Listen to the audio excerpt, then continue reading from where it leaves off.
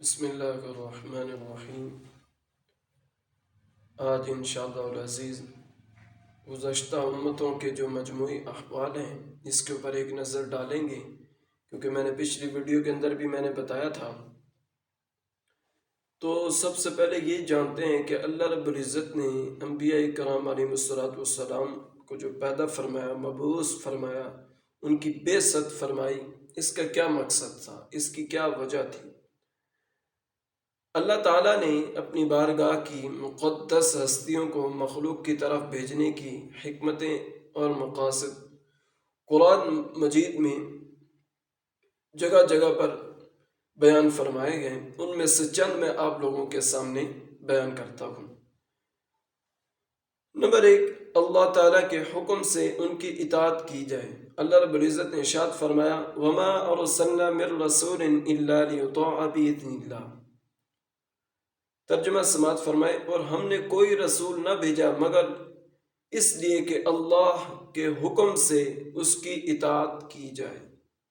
ایک اور آیت کریمہ میں اللہ رب العزت نے فرمایا یہ ایمان اور اطاعت پر لوگوں کو جنت کی بشارت اور کفر اور نافرمانی پر جہنم کی وعیدیں سنا دیں۔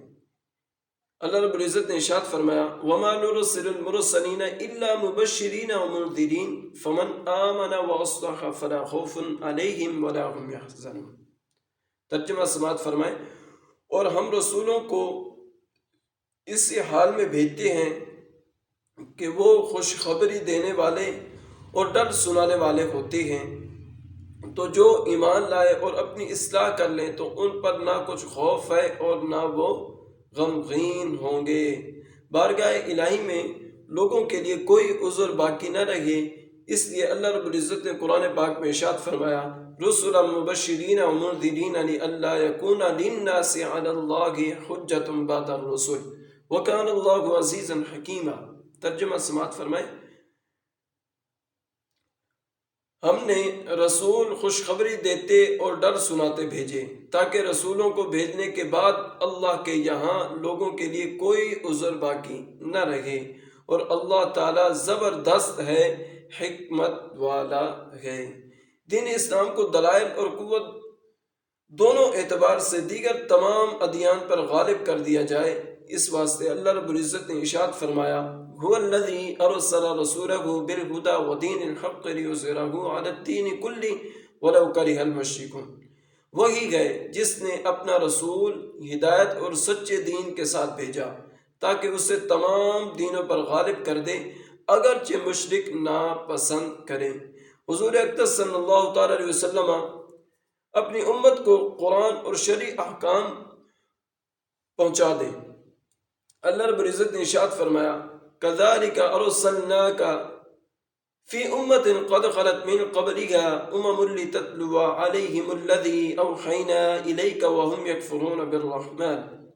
اسی طرح ہم نے تمہیں اس امت میں بھیجا جس سے پہلے کئی امتیں گزر گئیں تاکہ تم انہیں پڑھ کر سناؤ جو ہم نے تمہاری طرف وحی بھیجی ہے، حالانکہ وہ رحمان کے منکر ہو رہے ہیں۔ یہ چند مثالیں میں نے آپ لوگوں کے سامنے عرض کی کہ اللہ رب العزت نے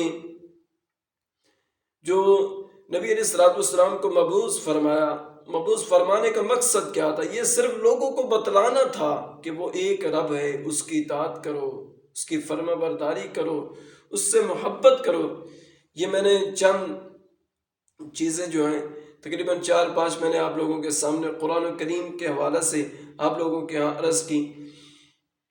اللہ رب العزت نے قرآن میں انبیاء کرام علیہ السلام کے واقعات کو بیان کرنے کی کیا حکمتیں تھیں؟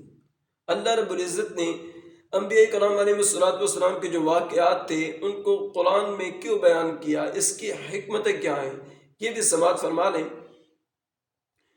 ان واقعات کو بیان کرنے کی مختلف حکمتیں ہیں جن میں سے چند میں آپ کے سامنے عرض کرتا ہوں۔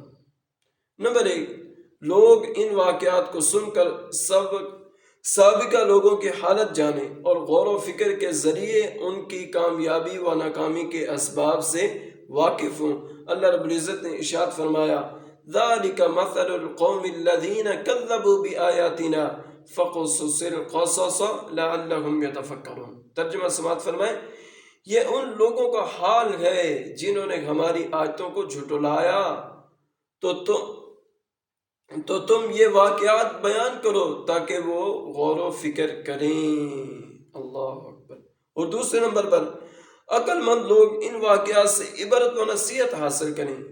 اس لیے اللہ رب العزت نے ارشاد فرمایا، لَقَدْ كَانَ فِي قَصَصِهِمْ عِبْرَةٌ لِأُولِي الْأَلْبَابِ، بے شک ان رسولوں کی خبروں میں عقل مندوں کے لیے عبرت ہے۔ بے شک ان رسولوں کی خبروں میں عقل مندوں کے لیے کیا ہے؟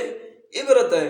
اگلی بات سماعت فرمائیں، انبیاء کرام علیہ السلام اور ان کی امتوں کے احوال کا بیان حضور اکرم صلی اللہ تعالیٰ علیہ وسلم کے نبوت و رسالت پر واضح دلیل بننے کا کوئی کتاب پڑھے بغیر اور کسی عالم کی صحبت میں بیٹھے بغیر آپ کا ان واقعات کا صحیح بتا دینا اس بات کی دلیل ہے کہ آپ کو یہ سب واقعات خدا نے بتائے گئے۔ اللہ رب العزت نے ارشاد فرمایا، وَقَالُوا أَسَاطِيرُ الْأَوَّلِينَ اكْتَتَبَهَا فَهِيَ تُمْلَى عَلَيْهِ بُكْرَةً وَأَصِيلًا قُلْ أَنزَلَهُ الَّذِي يَعْلَمُ السِّرَّ فِي السَّمَاوَاتِ وَالْأَرْضِ إِنَّهُ كَانَ غَفُورًا رَحِيمًا۔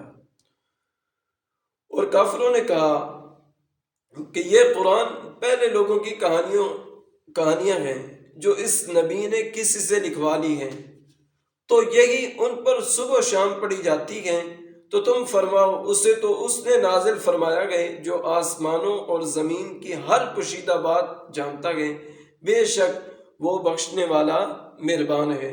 چوتھی بات سماعت فرمائے، حضور اکرم صلی اللہ تعالیٰ علیہ وسلم کو ہمت و طاقت اور حوصلہ و استقامت حاصل ہو تاکہ قوم کی طرف سے پہنچنے والی تکلیفیں برداشت کرنا اور ان پر صبر کرنا آسان ہو جائے۔